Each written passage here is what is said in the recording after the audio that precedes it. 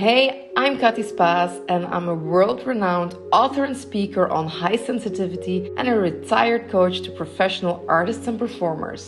Spotlight Stress is your guide to build confidence, find your superpower, and claim your shine. Our guest today is Marie Förster, and she is an international actress and filmmaker who you might have seen in Sugar Love or in the short film Let Me Cheat, Lichtrünge. And she's also acting, writing, and producing in the new show Strings Attached. This one is still to be released, so we are in excitement waiting for it to come out.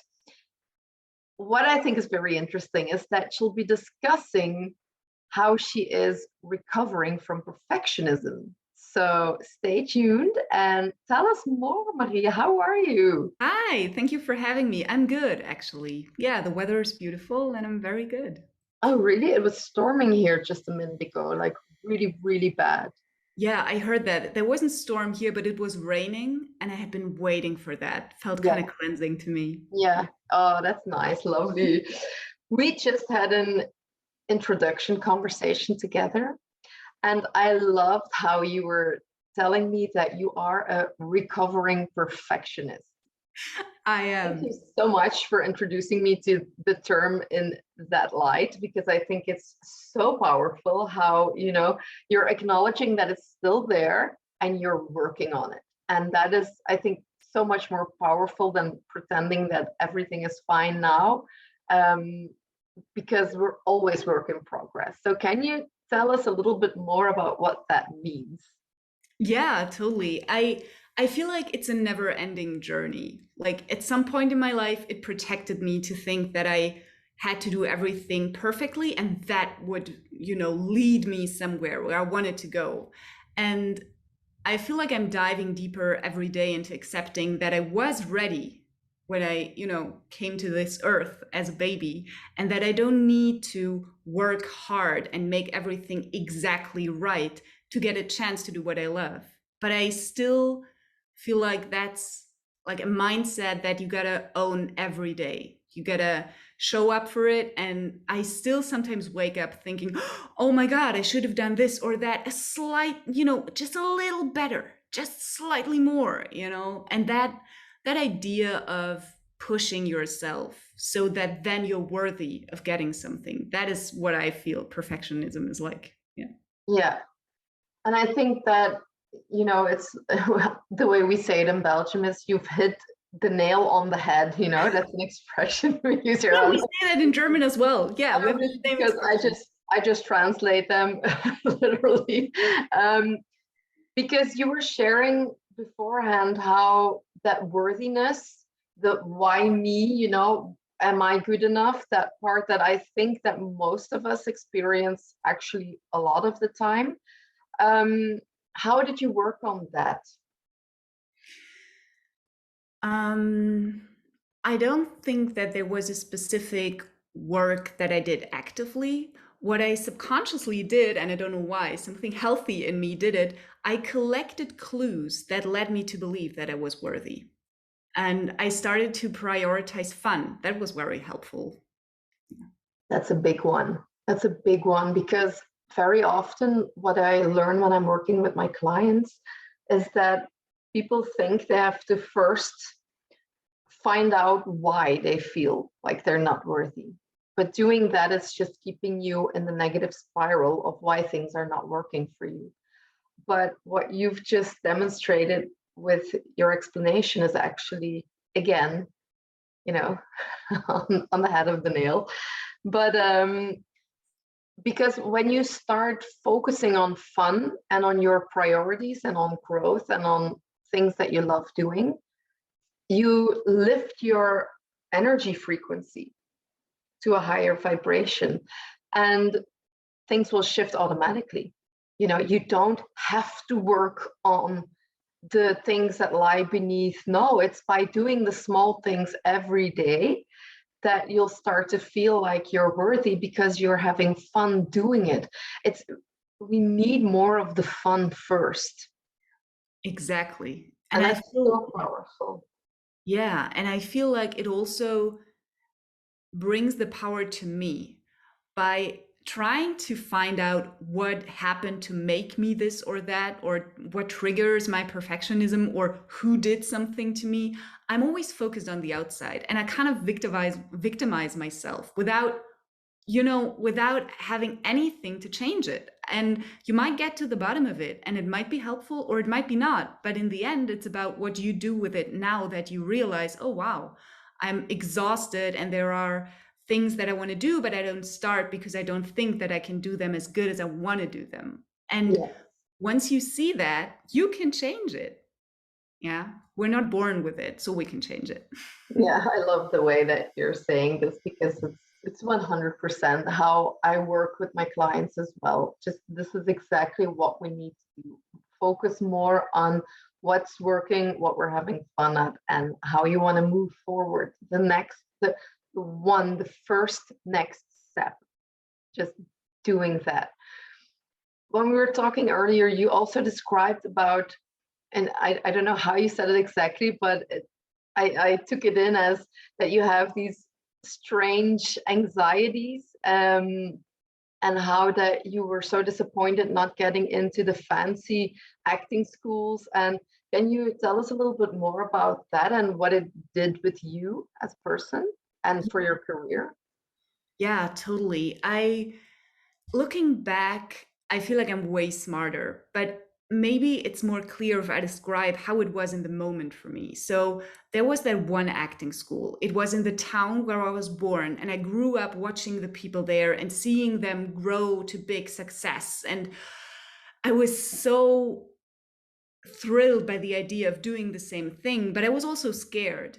And then when I went there with my monologues, prepared and ready, I was so nervous that I wasn't connected with myself at all. I was so focused on trying to please them or doing it right, being perfect so that I would get a shot, knowing how many people wanted to get in there. And obviously, I didn't even get past the first round in the beginning. Not because it was bad or because I lacked talent, not at all, but because I wasn't able to really show them who I was as an artist. I was so focused on some weird outcome that I was so disconnected. And that's been haunting me for a few years after that. And I stopped auditioning at acting schools. I tried to find another way, which obviously didn't work because I had to be an actress and the creative person. And when I came back to it, I realized that it helped me to not get in there and to really get hit by it so hard after years of dreaming about this one school and then not getting it. This is where I grew so much. I learned so much about myself and I understood so much about our craft. And that was beautiful, but very painful as well.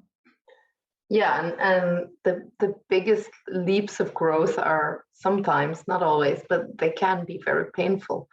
But it's so interesting because yeah, what you're describing is actually such a beautiful and powerful process because once you're so motivated to do something and there's just no other, this is something I've heard from almost every actor or artist I've talked to.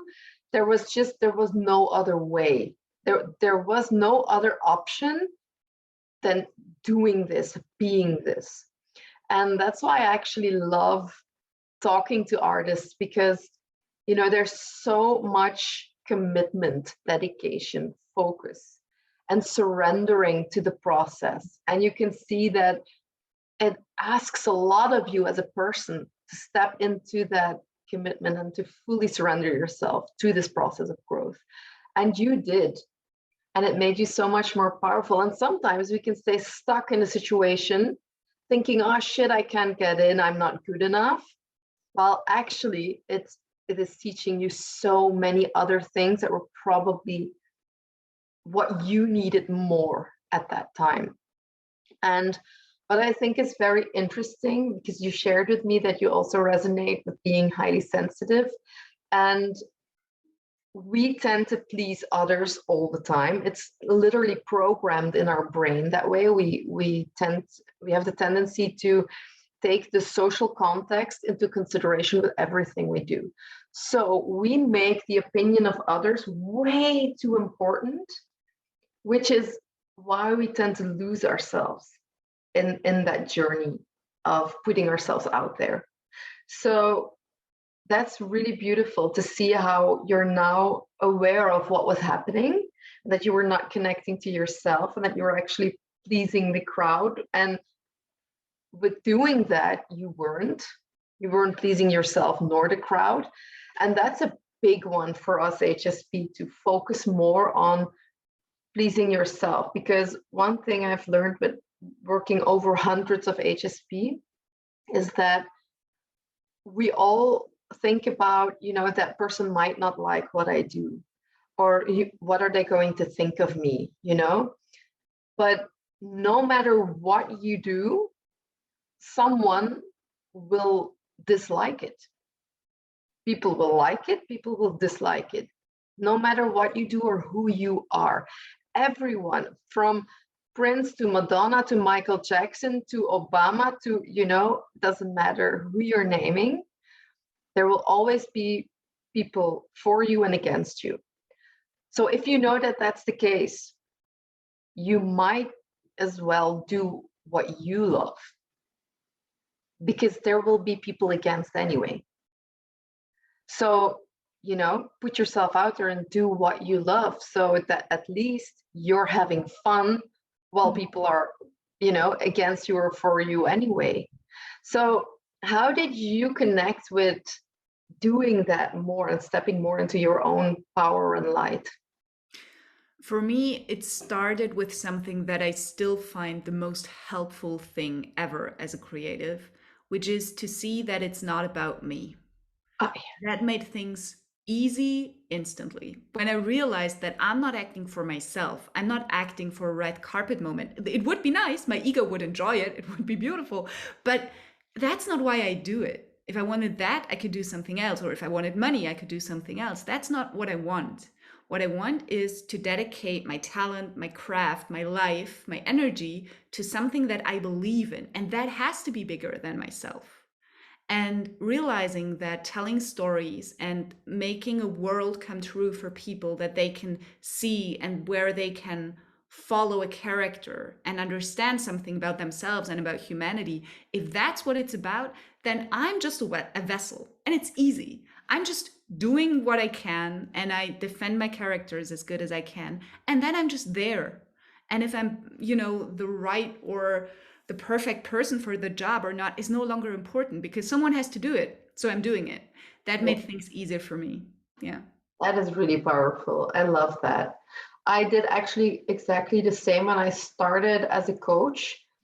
So over 5 years ago, I started as a coach, and then it was really hard putting myself out there. And in the beginning, I was making these videos for, on social media. And I was literally dreaming that I was naked and that I had to cover myself behind like the door from a car or something. That's how, how naked I felt, how vulnerable I was putting myself out there. And I just thought, what, if there's one person who's looking at the video and thinking, oh my God, I'm not alone. I succeeded, that is enough. If I can touch one person just for a minute, it's worth it.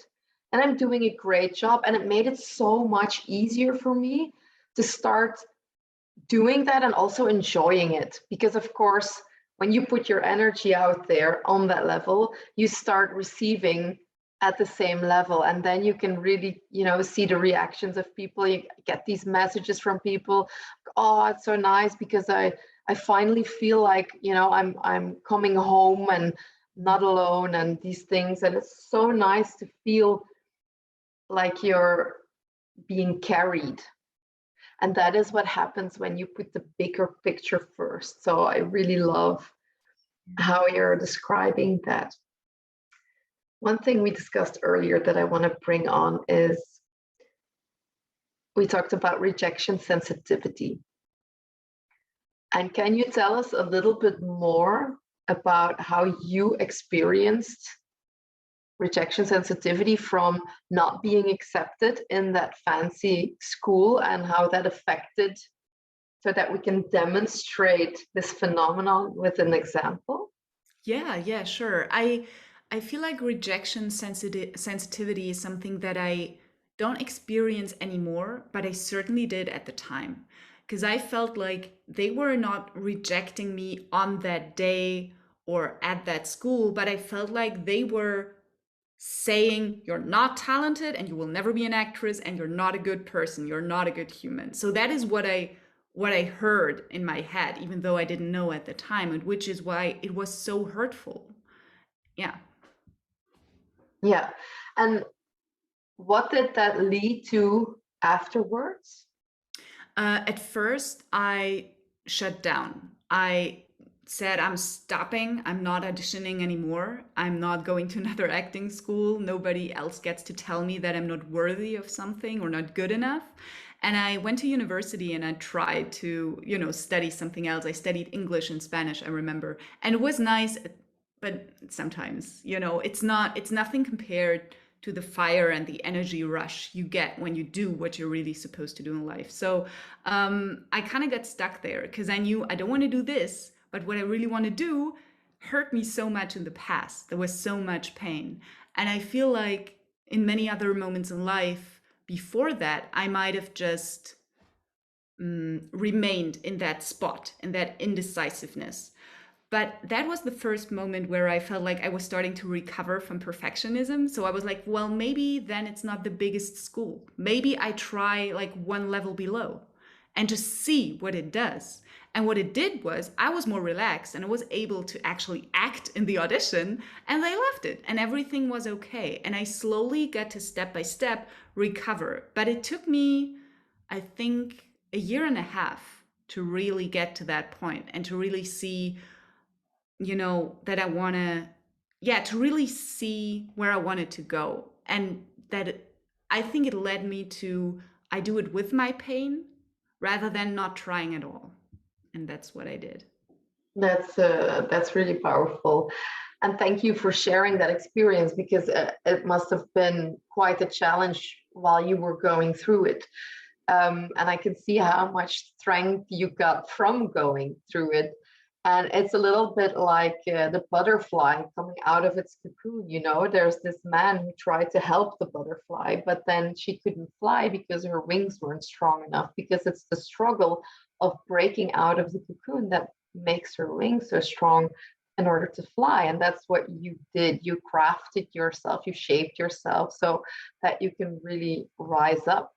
And that's why I wanted to discuss rejection sensitivity a little bit, because it's such an interesting phenomenon. Because when we've experienced negative events in our life, which of course we all did, but it's a little bit more, it's deeper than that. When you feel insecure and like nothing is working out for you, and people were maybe bringing you down in the past, or you didn't feel safe, that's when it can happen that fall into the category of being rejection sensitive. And I was in that category as well. And the thing is, it's a little bit like a self-fulfilling prophecy, because what happens is our brain is already programmed, because it's convinced that it's not going to work out. So it's programmed to think like they're not going to like it. Nothing is going to happen. So what happens is you go to the audition and you suck, or you make a little mistake, or you're disconnected with yourself, or you're too stressed to really give in to the moment. And it's also in our relationships the same. You feel rejected all the time with the smallest things. It don't even have to be big events. It can be in the smallest things, but it leads up to us behaving in a certain way and creating a certain outcome. And that outcome, every time, again and again, confirms that we're feeling, not good enough, that we're not doing a great job. So what we all do is, and that's how the brain and the subconscious belief system works, it's everything we believe is how we act, and it's what we'll attract, because it's so simple. It's as simple as that. So it's so important that that belief system is strong and that you've got a very powerful foundation going on there. So I think that for me, it was a burnout I had to go through in order to climb out of the pit that I was in. But for you, this was your probably turning point, if you know, if I can get a little bit, read between the lines. And then you just come out so much stronger because you've altered your subconscious beliefs, and you've started taking one step at a time and not putting so much pressure on yourself, but just releasing a little bit. And how did you experience that part of the journey forward afterwards? I feel like it was, as you said, a step-by-step process. So it didn't just disappear because I had one revelation or I was enlightened or something, but step by step.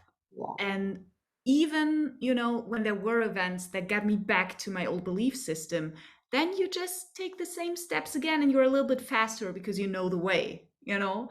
And I feel like it was really a long process and it took me years. And what I feel like was a good experience for me was to see that no one else is to blame. Because I've seen other artists do a thing where when something negative happens, they try and blame it on someone else, so they protect themselves. And I think we all do it up until a certain amount. But if you keep repeating that, you will never actually grow. But if you accept that when something hits you, there is some kind of truth in it about you, and that you're the only one who can work with it, then you can really progress and you can really take those steps. And that is what I found extremely challenging in the beginning, and then freeing and deliberating step by step, every step of the way until today. And it continues. You know, there are always new levels to reach, and you can always go deeper and find out more about yourself and where you want to go and what's in the way.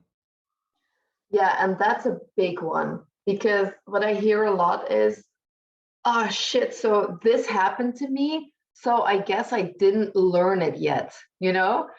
No, that's not how it works. You've learned plenty, you know? Everything you did is not undone because you've made a mistake, whatever that means. Yeah. You know, because it didn't work out the way you like. I struggle every freaking day when it comes to certain things in my personal life now, being a mom and having like a million things going on, and it's just reinventing yourself over and over again and trying to have fun while doing so. But it starts with, like you said, not, you know, putting responsibility with someone else, but claiming that power, that responsibility, and focusing on the next step and the next step and the next step. There's no exciting big event that we're supposed to wait for.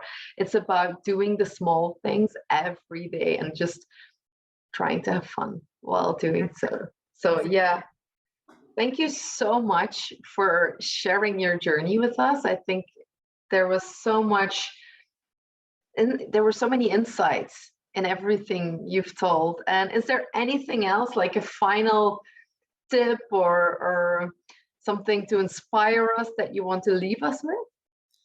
Yeah, maybe. I think I'd say that everything we weren't born with can be changed.